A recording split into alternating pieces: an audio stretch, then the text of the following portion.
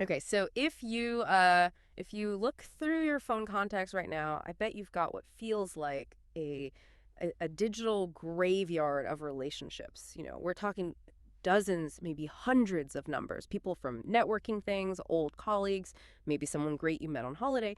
But things just kind of drifted. You definitely have the quantity right. But maybe you're looking around and realizing the quality. And that inner circle, it's shrunk a lot. And that feeling, it's often this mix of like social fatigue, but also isolation. You're working maybe 50 hours a week, and the whole idea of friendship maintenance just sounds exhausting, like another job. Your intentions are good, obviously, but those people, they keep slipping into that category of, oh man, I should text them, but now it feels super weird. So our mission today is basically to give you a shortcut, a really effective one. We're diving into the system someone developed, someone who admitted they were just like terrible at staying in touch. And what they figured out is this kind of counterintuitive, almost, well, ruthlessly efficient solution. It's a specific 15-minute routine done once a week. And it apparently helped them keep like 12 genuine close friendships going strong, even when life got way busier. Yeah, and what's really interesting right from the start is how clearly this person identifies why we feel that fatigue, why we fail at this. It's because we tend to treat friendships like these big mandatory work projects. We think true connection needs these huge, dedicated blocks of time. We wait for that perfect 3-hour slot for a really deep catch-up call. Which never comes. Exactly. It never actually happens when you're busy. And so the relationships just kind of wither. The big insight here, the thing that changes the game, is realizing that the best maintenance isn't those grand gestures. It happens in really small, super consistent doses. If you keep waiting for that perfect, long conversation, you're basically guaranteeing the friendship cools off. That's a tough pill to swallow, isn't it? But probably true. We need a system because, well, just human inertia, right? It gets in the way of connecting. Okay, so let's unpack this 15-minute system because the structure seems key to making it, like, friction-free. Sustainable. It's broken down into 3 little 5-minute blocks. You do them once a week. Right. And the first part, it's the one that sounds maybe the most transactional. But it's actually framed as being really caring. It's part 1, the friend tracking system. And I know what you might be thinking listening to this. Wait, track my friends? That sounds kind of weird. Maybe a bit cold. Okay, I have to jump in because that was my immediate thought reading this. Doesn't that just suck the fun out of it? It feels like, I don't know, putting my personal life on a spreadsheet. Why do we need a list? Shouldn't friendship just happen? Well, the argument is that organically often means never when life gets hectic. The system defends this by saying the tracking isn't the point in itself. It's just the engine that powers specific thoughtful care. It's really just a simple note on your phone listing maybe 12 close friends. So the sort of transactional list actually supports the emotional warmth of reaching out. Okay. So for each of these 12 people, you just note down 3 simple things. When you last connected, something important going on in their life right now, and how they prefer to communicate: text, call, maybe even an Instagram DM, whatever works for them. And this is where you see the value. The source gives this great example entry like, Jessica, last contact. Aug 15 coffee. Starting new job, Seb's free. Prefers texting. Dog Max having surgery this week. So you spend 5 minutes, maybe Sunday morning with coffee, just quickly updating this info. The idea is to get those crucial details out of your head. Right, so you don't have to remember everything all the time. Exactly, so you can actually recall the specifics later, the things that make people feel genuinely seen. It stops you from sending those really generic messages. That actually makes a lot of sense now. The list isn't for efficiency's sake, it's for empathy's sake. It helps you remember what matters to them. And that efficiency then flows right into part 2. The quick check-in messages, another 5-minute block. And here, using that tracking list, you send out just like 2 or 3 specific messages each week. And again, the crucial thing is these are not those long, rambling, hey, haven't talked in ages, what's your life story kind of texts. The goal is specificity and making it super easy for the other person to reply.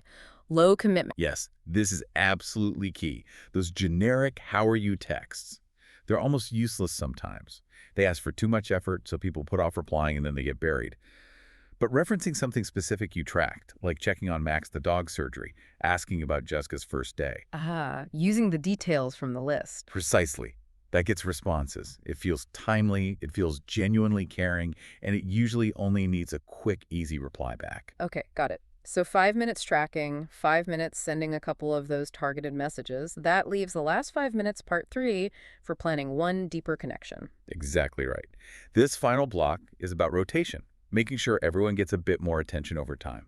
You pick one person each week from your list of 12, and you plan something a bit longer. More traditional, it could be a phone call, grabbing coffee, planning dinner, some kind of activity. Okay, so with 12 people, that means everyone gets that deeper connection roughly every 3 months. Yeah, about that. It keeps the cycle going. Now, this part does still need a more traditional time commitment later in the week, maybe an hour or two. But because you're only scheduling one each week, it feels manageable, it's sustainable. And the essential habit here, the source really stresses this, is you must put that deeper connection in your calendar.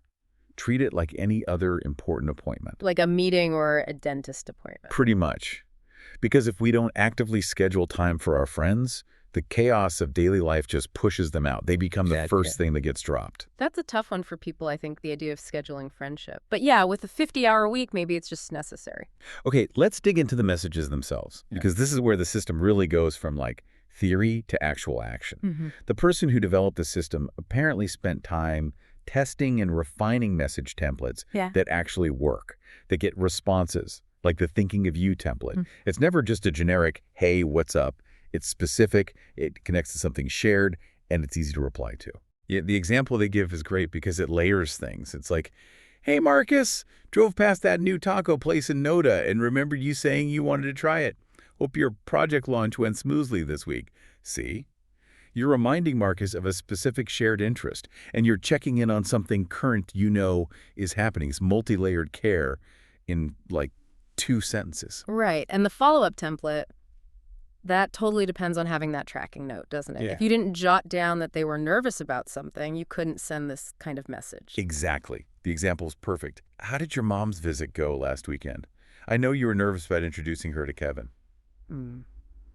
I mean, getting a message like that, it's incredibly powerful. It shows you weren't just half listening before.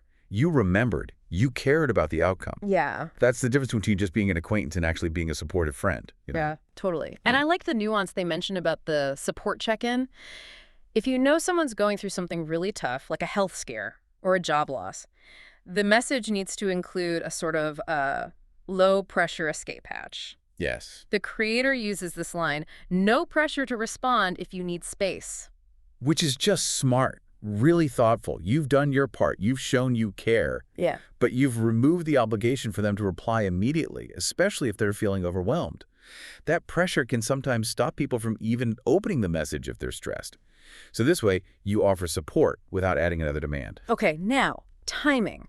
This seems just as important. It's not just what you say, but when you say it, especially if you want to avoid that awkward feeling. Definitely. The system lays out 3 pretty clear time frames. First is the 2-week rule. Yeah. So if someone shared big news with you, they got engaged, landed a new job, moving house, you follow up within about 2 weeks. Not right away. Not necessarily immediately, no. Sometimes that can feel a bit much, but definitely not like a month later when it feels like an afterthought.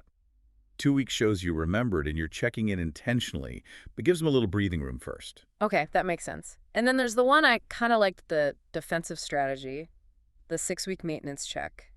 It acknowledges that friendships do fade if you're not careful. Exactly. This is flagged as the critical window for your closer friends. The source points out that relationships often struggle to recover easily once you pass maybe the 2-month mark with 0 contact. So if you realize it's been about 6 weeks since you properly connected with someone on your core list, you proactively send one of those targeted check-ins. Ah, so you're managing the relationship before it goes cold. Right. Because trying to restart a cold friendship takes way more effort later on. Okay. And the last timing rule is for new connections, the event-based outreach. Yeah. If you meet someone interesting, networking, party, whatever the advice is to text them within 2 days, and crucially, reference something specific you talked about. It can't just be nice meeting you. Needs context, like, hey, fun meeting you at trivia last night. Hope that presentation you mentioned being nervous about went well today. Something like that. Perfect. That 2-day window hits while the memory is still fresh before you just become another forgotten contact. But even with all these rules, there's still that big hurdle, isn't there? That feeling of, ugh, it's been so long I feel really weird texting them now. Maybe it's been 6 months, maybe a year. The guilt builds up. Oh, absolutely. That guilt is probably the biggest barrier. We avoid reaching out precisely because we feel bad for not reaching out sooner. It's a cycle. So what's the solution? Just pretend it hasn't been that long? No, the system suggests the opposite. Yeah. A really brilliant kind of guilt-diffusing approach. Address the gap head on. Honestly, don't pretend it didn't happen. The key is just being humble and upfront about it. You use a line like, hey, I know it's been absolutely ages since we properly talked. Honestly, I've been terrible about staying in touch, but I was thinking about you. Mm. People almost always appreciate that honesty way more than some awkward attempt to just jump back in like no time has passed. Right, acknowledges the elephant in the room. Exactly. And it makes it much easier emotionally for them to reply. Okay, let's talk payoff, because this isn't just about feeling less bad, right?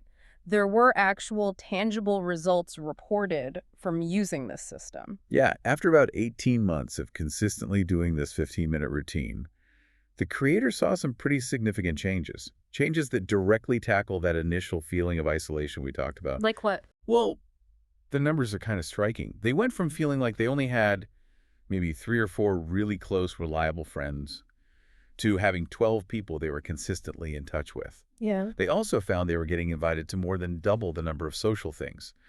And, importantly, they felt like they had several people they could genuinely call for support when things got tough. Wow.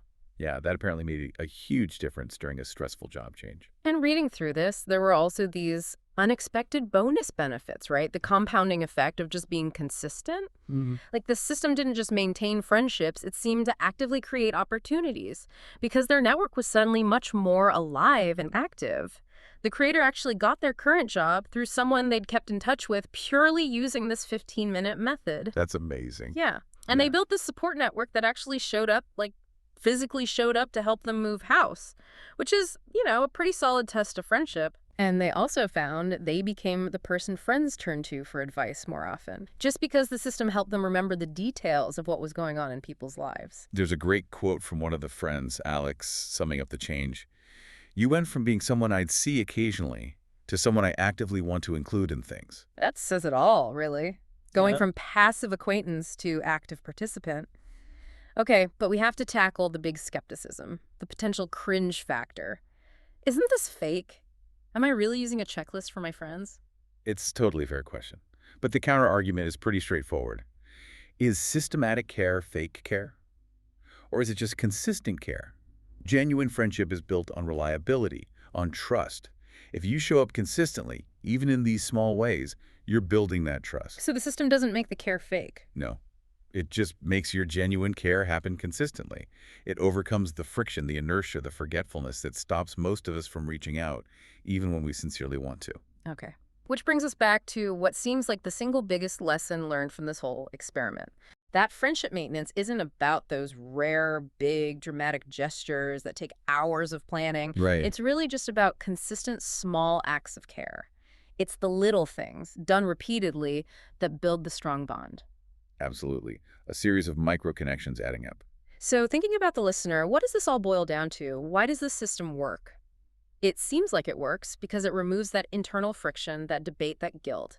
It turns caring for your friends into just a routine, like brushing your teeth or going to the gym. Yeah. You're not agonizing over whether you should check in. You just do it. It's 15 minutes on your weekly checklist. Yeah, exactly. And if you're listening and thinking, okay, I want to try this, the starting point is super simple, very checklist friendly. First, define that core list, maybe 8 people, maybe 12, people you genuinely want to invest in. Then add those key details for each person. Last contact, one important thing happening for them now. Next, block out that 15 minutes in your calendar every week. Make it non-negotiable, like a ritual. Turn it into a habit. Turn it into a habit. And then just send this first couple of specific messages. Ask about Max the dog or the new job or how that visit with Kevin went. Start the ball rolling. It's interesting to think about the long view here. 6 months from now, you could actually be that person friends think of first when they have amazing news or when they're planning something fun or even when they need help. That's what consistency builds. Or, 6 months from now, you could still be staring at that long list of contacts, feeling that same guilt and awkwardness. It really seems to boil down to accepting one thing. Your friendships are absolutely worth 15 minutes a rake.